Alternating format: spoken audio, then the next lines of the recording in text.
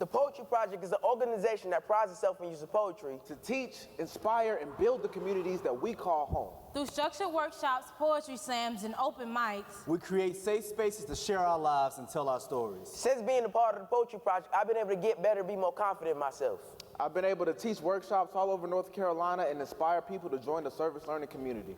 I've been able to see how my words can effectively change people's lives. Now I've been able to open up for various artists as well as show people that it's not where you start, it's also where you finish. I'm Will, I'm 14. I'm Trey, I'm 19 years old. I'm Catherine, I'm 18. I'm Percy, I'm 21. And we are the Poetry Project. Woo.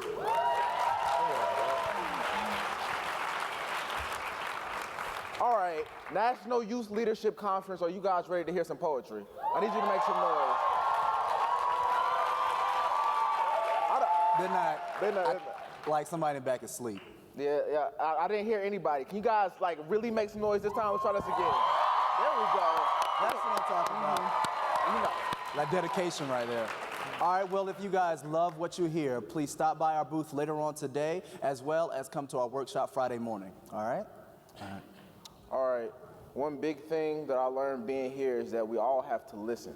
That's what this next piece is about. It starts with the pen. Have you ever heard the page applaud like you've just sold out Madison Square Garden? No, but my words are like air.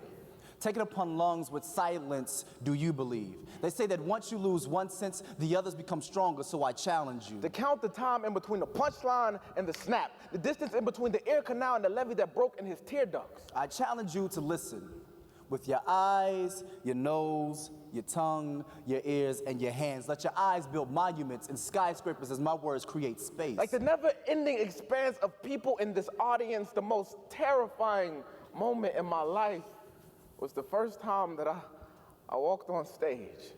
The lights gave me cold sweats. Smell the space. Limitless imagination, like a kindergartner in a white room with a box full of crayons. Let my words be your eyes, Picasso. Painting the Sistine Chapel in reverse, just to show that perfection has no sense of direction. Yeah, I let my imagination mangle my hope into doubt, pity, worthlessness. The thought that my larynx is screaming like a baleen wail that no one in this life will ever hear me. Smell my well-cooked thoughts. Sauteed with a dash of southern drawl, my words are culinary mastery. They're cookie dough soft thoughts, sweet lollipop verses with a crunchy center, so can you taste while my voice speak volumes? So listen. I still found myself on stage with broken hope and a dingy story, screaming ibuprofen and ice until the pain stopped swelling up inside of me. Don't turn the bass of my voice down. Let it trouble within your ears, relaying my opinion until you reach the cleft and jump. Reach out. Touching the thin, thick, coarse skin, thickened from heartbreak, fake friends, false family, and broken dreams. Can you feel my words as they come to the bumps in the roads of these pages? But I still get nervous. The butterflies are not in my stomach like confetti, fluttering chamomile, catharsis. Catharsis is what I thought. For the blind man can see a miracle. The smoker can taste the saltiness of my fear. You can smell the burnt words of my burnt and scorched memories. Can you feel the words coming off my body like a cocoon? My fear and my pain is like eczema. All the people stood up and applauded like I just sold out Madison Square Garden, their energy eroding the pain away until I became anew. I raised my pride so far in the air I can speak Braille to the deaf so they can feel me. I am alive, so I challenge you to listen. Now or forever hold your peace, so I pray you listen.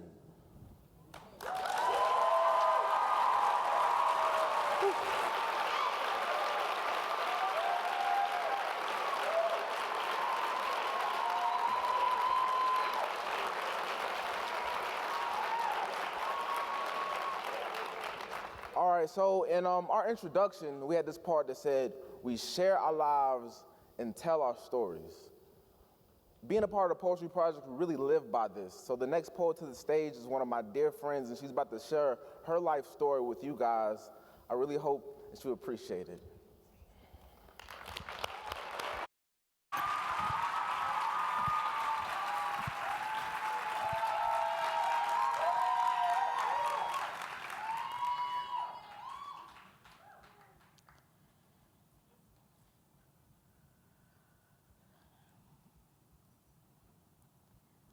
Wade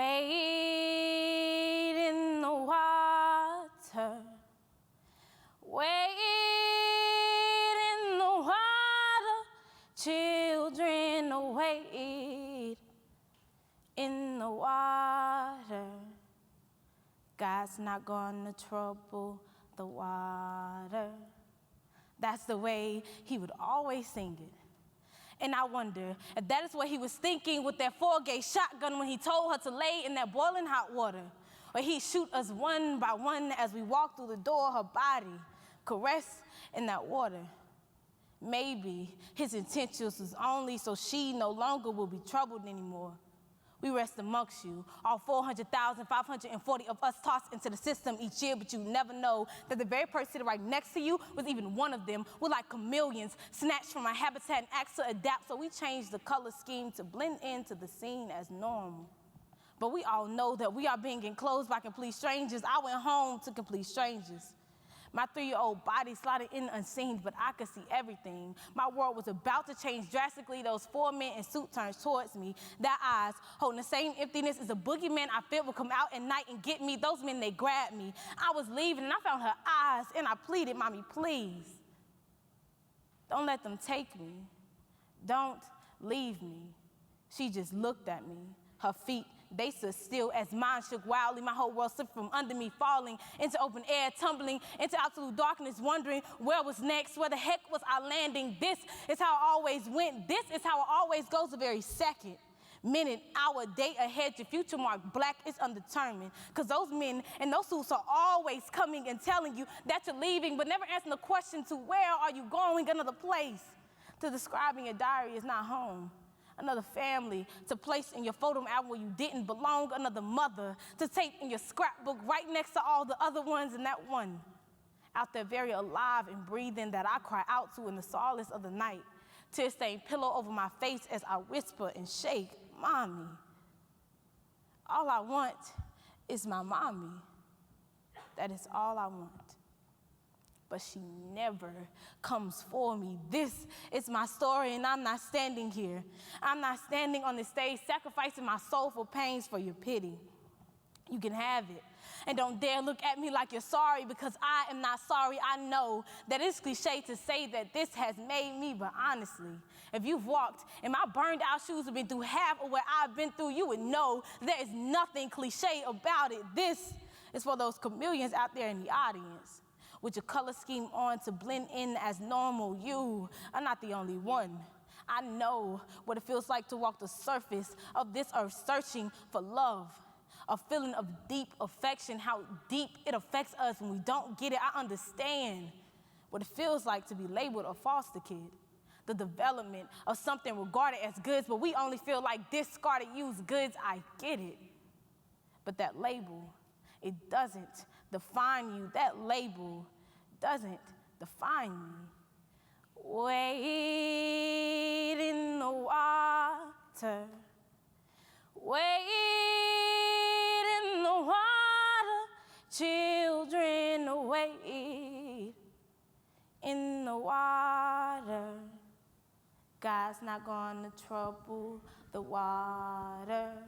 That's the way I will always sing it. Because if my world slips from under me and I am falling into open air, tumbling into absolute darkness, I will hold on to my scrapbook of mothers, my Photoshop families, and my diary of places, and pray to fall next to a puddle so those 3 books can be caressed in that water, and maybe I no longer will be troubled anymore. This next piece we're about to do is about peer pressure.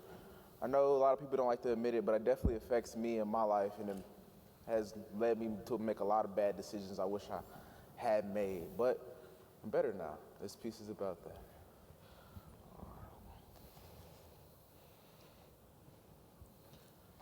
Can you hear that? The Marvin Gaye record with the permanent scratchy cracks from constant play. Feels my grandmother's house. As she tries to become so entirely out of touch with gravity that she gets hot enough to hang herself on the hook of its song, Can you hear it?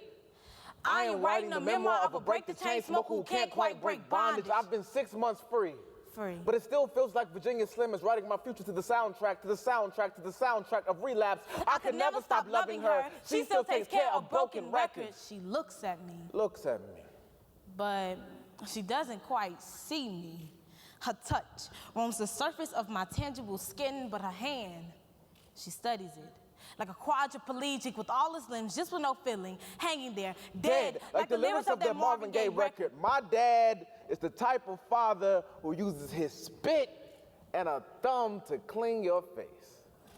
He'd slide the bony part of his thumb across my nostril so hard sometimes the cartilage in the middle would ache. This is where it started. The smell stuck to his fingers like it's the only thing he knew how to hold. I wonder if he held me like a little Marlboro man. It feels like nostalgia. Repeat. It feels like nostalgia. We are nostalgic, but we don't know why. I swear the first time I smoked, I heard that record playing. Sitting on the park bench, darkness lit like the ash to the end of the blunt, we were passing white lines of my boundaries erased as I faced this smoke of condemnation. I am sitting in the same seat that generations before me have sat in. The one I tried to skip over, but only fell in. My first cigarette was a Marlboro Red. I bummed it from a white boy who does harder drugs than my friends claim they are. The first hit was the saxophone solo intro into my favorite things. I was hooked like an amino acid onto a strand of DNA, like hanging fruit from a family tree. I came home one weekend and found irony sitting in my father's car door with a Newport and a lighter inside. My mother says she noticed it the day I started smelling like my dad. We admit that we are powerless over our addiction. I am broken record. That spins. Crack chimney chest, inhale. Nostalgia sputters. Butterfly effect, exhale. Spinning a different way on the needle's axis. Scheming against gravity. Grinding against the groove, breaking the needle drop. Stop, repeat, broken record. Spin. Crack chest, inhale. Nostalgia sputters. Exhale. Spinning against axis. Scheming against gravity. Grind the groove, break needle drop. Stop, repeat, broken. Spin. Crack. Crack. Crack, crack, crack, crack, crack, crack, crack, crack. Stop. Just stop. Inhale. Exhale. Pause. Live.